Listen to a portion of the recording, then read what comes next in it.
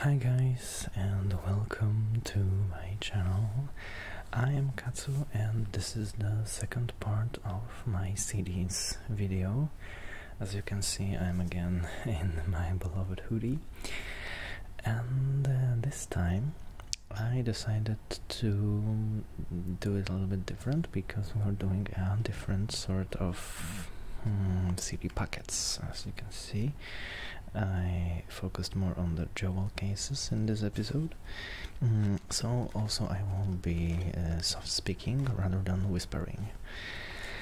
Yeah, and let's just get right into them. First one is the Rolling Stones anthology. I got it from my mom, actually. I got it. The story is as with many things I own, which basically I just took them from my family house when I was moving out. And, not with consent, so, it's all fine. This is an anthology that I think was released only in Poland in 1998. And this is not an official release by any means. The 90s Poland was a pretty wild place, so yes.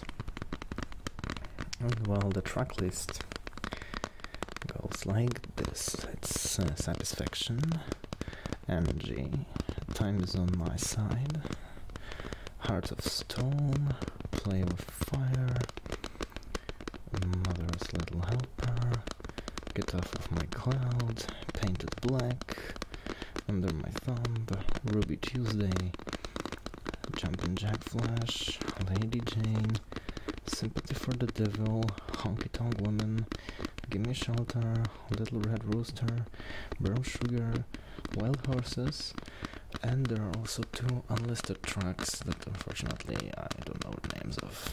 Sorry. And well, the packing is very simple, there's not much to it. The booklet is basically non-existent. It's just a track list inside. Nothing more to it.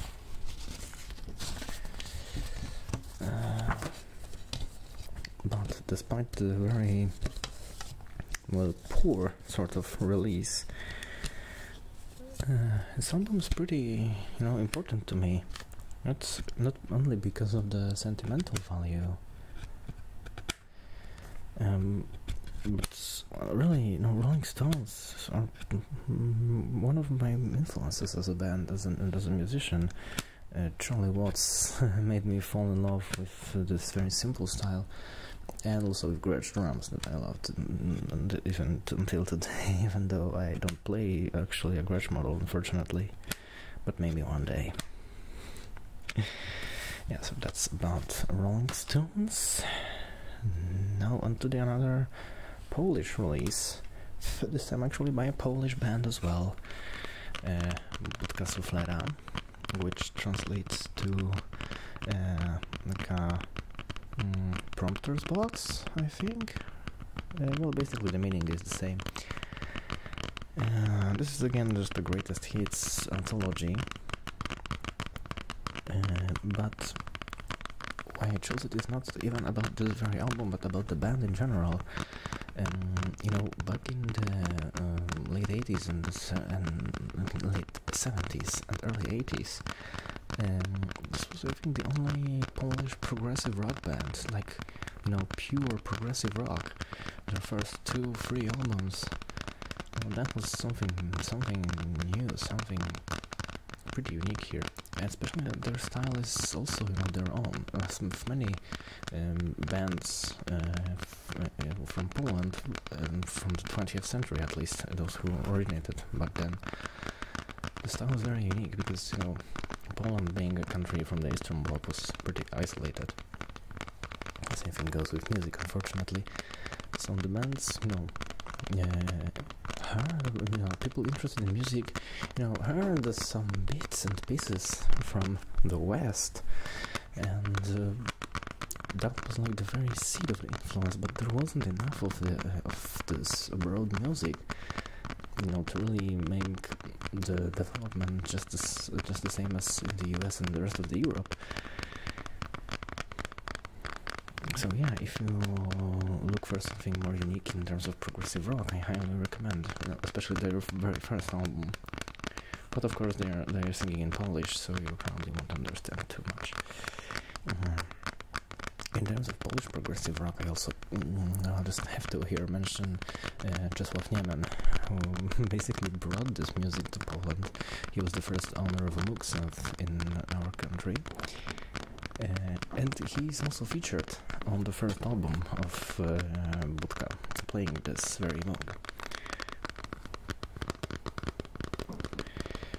And just to give you some song names, Sen o dolinie, Cień wielkiej góry, Jest taki samotny dom, Memu miastu na do widzenia, Nie wiesz nigdy kobiecie, Za ostatni grosz, Jolka, Jolka, Cały mój zgiełk, Ratujmy co się da, To nie tak miało być, Pieśń niepokorna, Czas czekania, czas olśnienia. Although, as I said, it's a Polish release, I see now in the back cover that it says made in USA, printed in USA. So, well, maybe you'll find it somewhere. This is how it looks like inside. Yeah, and I see that it's also, you know, this very tiny booklet. Just the cover and credits inside.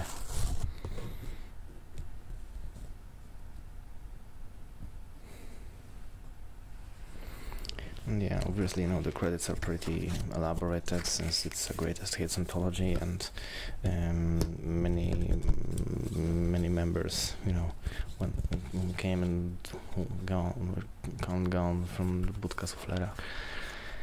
So yeah, there's that. Adoration check, guys.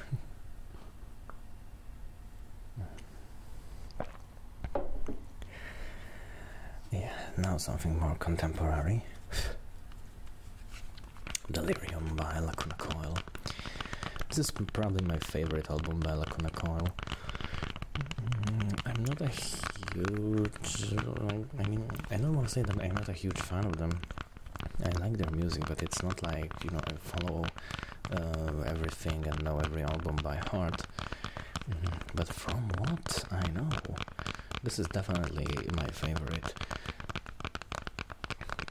They just hit the spot with this one, and you know, I know it was developed during pretty turmoil time in the band, but turned out great nonetheless. Although, funny story, because, well, when the first single was released, I think it was House of Shame, I really had to give it a roll a few times to get myself convinced, because they released it at a time when there was a lot of chant metal releases, and you know, it was just so much of it around. Everybody was playing in this style, and I just got tired and bored of it, and I was like, not again. But later on, it turned out that they put the chant actually into some more musical context. Because, you know, to me, gent is more about technique. It's a technique, not of playing, you know, guitar and drums, you know, because it's intertwined, rather than just a, you know, full-blown genre. And, you know, later on when the full album was released, I loved it even more, you know, since it's a concept album, so you have to listen to every song, you know, with context, in context. Yeah. And you know, here on the back cover you have the entire band. So you have obviously Cristina Scabbia, the singer, or Scabbia, I think, because they're an Italian band. The singer, Andrea Ferro, second singer in here. Marco Cottizelati, aka Maki, the bass player and also studio guitar player and main composer since this album. I don't know how about earlier. And in the background there's their drummer who now I think is not in the band anymore. Currently I think they're also joined by Diego, I don't remember his last name, he's the session guitar player on live shows. And this one is released like hell.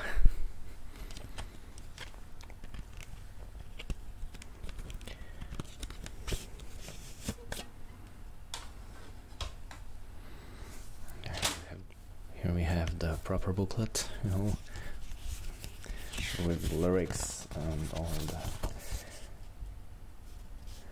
You know, I don't think I will show them because they're pretty unsettling images, because it's about some, you know, like all abandoned sanatorium horror story. But there are lyrics inside. Oh, the band pictures I will show, because they had really nice outfits.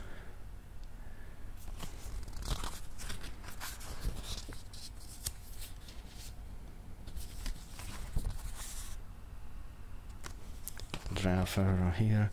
The previous picture was focused on Christina, obviously. Oh, here we have her again.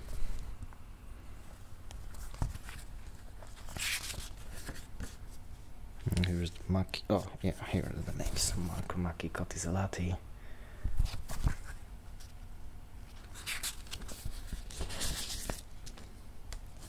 Oh, it was Ryan Blake Folden, the drummer. Yeah, it was on this album. Here we have a full band again.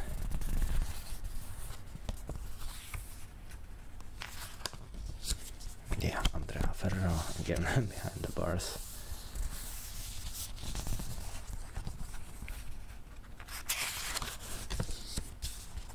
And Cristina Scappia. Room for the autographs, I guess, also in here.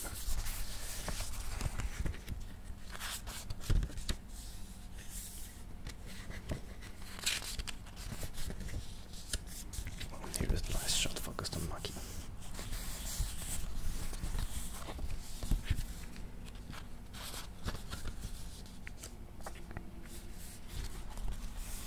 And here's Ryan.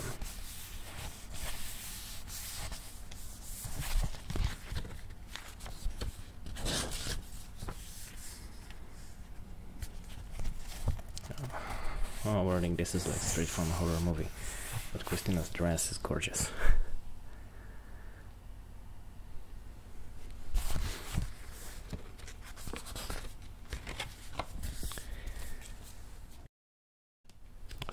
So there's that about the Delirium.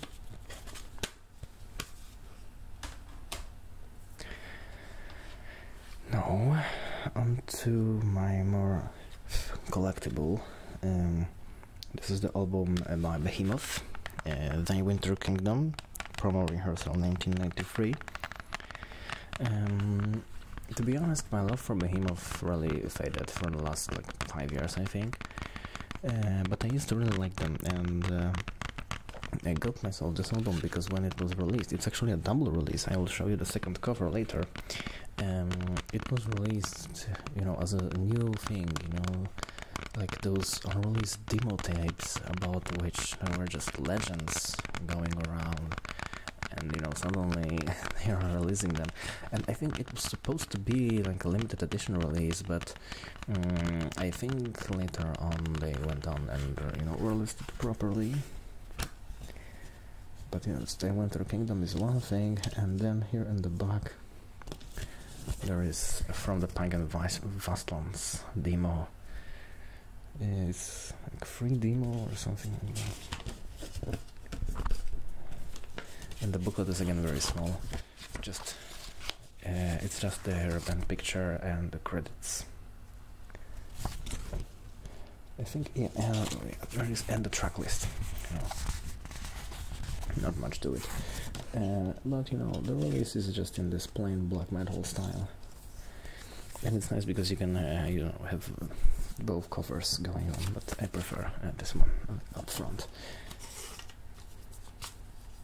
And also it's the same thing with the CD. It's a double CD, so you can open this up here. I'm always scared to do it. Yeah, it works. And you have the second album and some other pictures.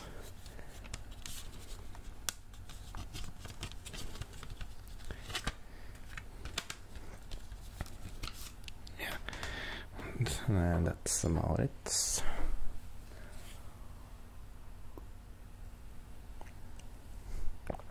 I kept this album purely as a collectible. There's not much to it. Other than that, I'm not even listening to it anymore. But, the limited edition release and so on and so forth. Now, another album, which is also, again, I think pretty unique. This is the recordings of a few songs on the pipe organ in the Frombork Cathedral. They are the best sounding pipe organ in Poland, in my opinion. I heard quite a few of the most famous pipe organ in Poland. Nothing sounds just as good as the ones in Frombork. Which, on the other hand, isn't really that good, because Frombork is a small town. It's in the far northeast of Poland, so it's really difficult to get to. So, it's a bit limited to who can enjoy those pipe organs. And the album I actually got, back at the cathedral, so I don't think it's even available on sale anywhere else. But I really like this album. It's also a second part, so probably there's more of those releases. And on this one is improvisation on the song. Oh, sorry, the second titles are in German, so I will try to translate. There's improvisation on the chant Praise the Lord or something like this. Then there's improvisation on the Saint Mary's chants from the from ancient Poland or something like this, and Wunderschön Praktische. Like I said, there are some German stuff. I don't think they are translatable, or at least they are not translated by tradition. Then there's improvisation about the Spring of Vivaldi from the Four Seasons. Then there is good Polish dance from tablature from 1585 by C. Leffelholz. Then J. Clark trumpet voluntary, I'm not sure. Then Ave Maria Schubert. Then Choir of Slaves from Nabucco by Verdi. Bolero by Ravel. Danse Macabre by Science. I'm not sure how it's pronounced. Like Science or something like that. I'm not sure. Then Meditation by J. Massenet. Then of course My Heart Will Go On from Titanic. Chimay by Morricone. And then there are two romantic organ songs. Toccata Opus 59 number 5 by Reger, and Toccata from 5th Symphony by J.M. Wheeler.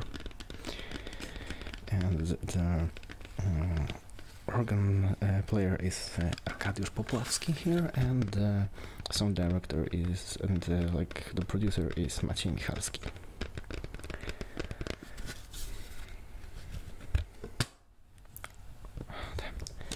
Yeah, like I said, the release is very it's also very limited, but I got signature and autograph, which is even funnier because actually I got it again as a gift. Yeah, I see it's 2000, I think it's meant to be 2016 here. Yeah, 16. But okay, so return later. Now for the booklet, which again is just plain old booklet. Here are some. Here's the history of the organs. And here is a very nice thing, because there are descriptions of, I mean not descriptions, but names of all the stops on every like manual, the keyboard of the organ, because you know keyboard organs have many keyboards, they are called manuals. So you know, here is this list of every stops on every manual, and here's the biography of the organist. So now, why do I have this, and what's the story behind it? Well, what's the story behind? Why do I have this? And okay. So now, what's the story behind this album, and why do I even have it in the first place? Well, when I discovered Phantom of the Opera back when I was 16, I absolutely fell in love with the organ music, the organ in general. I even bought myself some cheap Farfisa organ, you know, just to have the organ at home. And we were visiting Fromborg on holiday, because you know Fromborg is right by the I don't know what's called, but it's like the big pool of water in northeastern Poland, very close to the Kaliningrad, Russia. And we were just sailing around, but we were stuck in Fromborg for many days because of the storm. And me being in Fromborg before, because I did castle tours with my dad, and I will talk about them later in a separate video. But you know, we were in Fromborg before, you know, on one of our tours, so I knew about the organ before. And you know, when we sailed to Fromborg, I simply couldn't resist, and I was just, you know, going every day, because especially that, you know, the like the place when our boat was was kept, because it was like a sort of like a houseboat, you know. I mean, it was a sailboat, but you know, it had living quarters inside, so we were all living inside. But we were just, you know, staying in the port or something, and I don't remember the name. But it was very close to the cathedral, so I was just every day going and listening to the organ concert. I was even talking to the organist, because, well, you know, I know a thing or two about the organ music. I learned in the meantime, and I was really fascinated, not just by the sound of the organs themselves, just, you know, also about the, you know, the overall the stuff, not just the sound, but the hardware, if you will.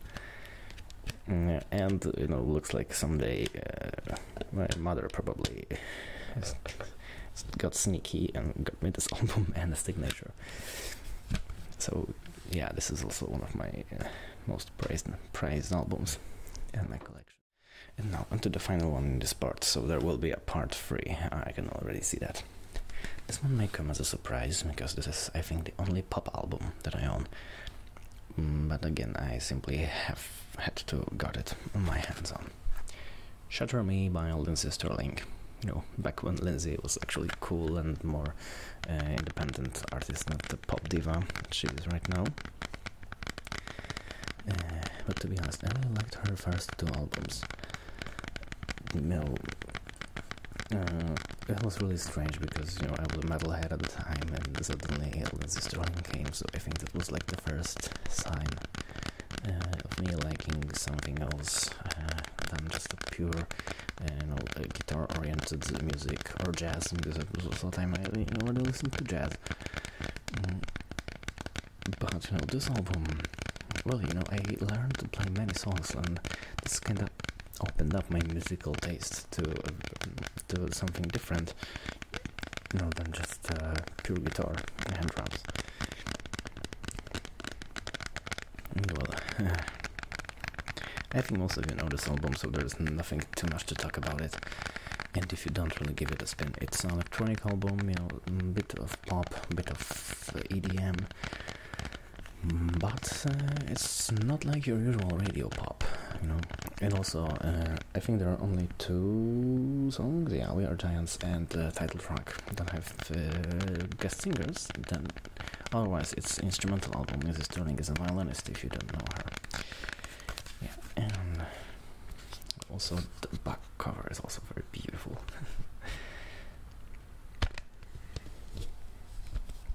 Now let's open this up and let's check the booklet. Yeah, and the disc itself.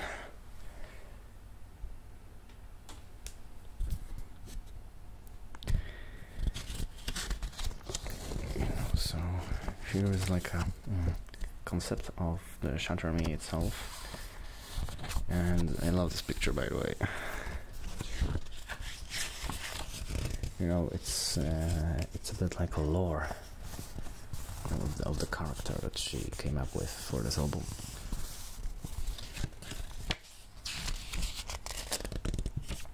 You know, and the entire story of the song, of the title track.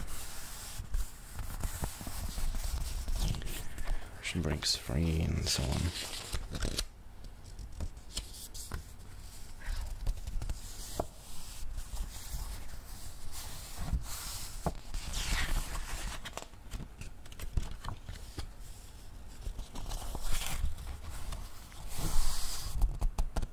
And well, okay, maybe, since I see I still have a lot of time on the card and for this one, and definitely not enough to talk about 6 more albums in this video, maybe I'll read it.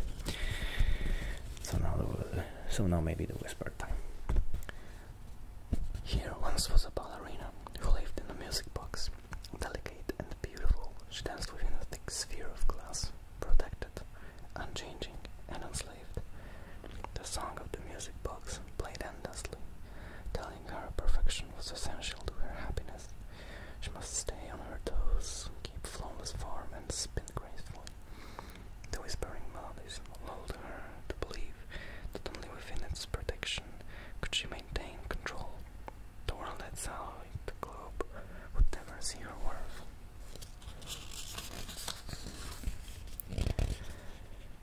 But as she looked through the glass day after day, the ballerina began to see a world beyond the globe that stirred within her the memories of a happier time. She realized that the hypnotic melody of the music box had deceived her, and that perfection had become a cruel master. She longed for someone to shatter the globe that held her captive, but no one could see her aching heart beneath the flawless porcelain skin, the serene expression, and the delicate pirouettes. Summoning all her courage, she raised her violin and began to play against the melody that held her prisoner. Forgotten emotions sprang from her heart, and she leaped from the position where she had twirled for so long. As she did so, her porcelain exterior began to crack, revealing the softer skin beneath, and suddenly she knew that within herself was the power to escape the prison. It, not she, would break. Suddenly, joy and light burst forth from deep within, shattering not only her porcelain shell, but the glass prison which held her bound. At last she was free. The new world lay before her, a world in which she could live, love, follow her dreams, and shatter the barriers of the future. Yeah, and to be honest, this story and this very song, if you know anything about Lindsey Sterling, is pretty autobiographical, but I'll leave it at this point. Go check out it yourself if you wanna. It's pretty inspirational. Maybe this is also why I really liked it. And also, you know, look at the album, those tiny butterflies. Yeah, so here is the number 6, and I will see you in the surprise part 3 next time. Bye bye and have a sweet dreams.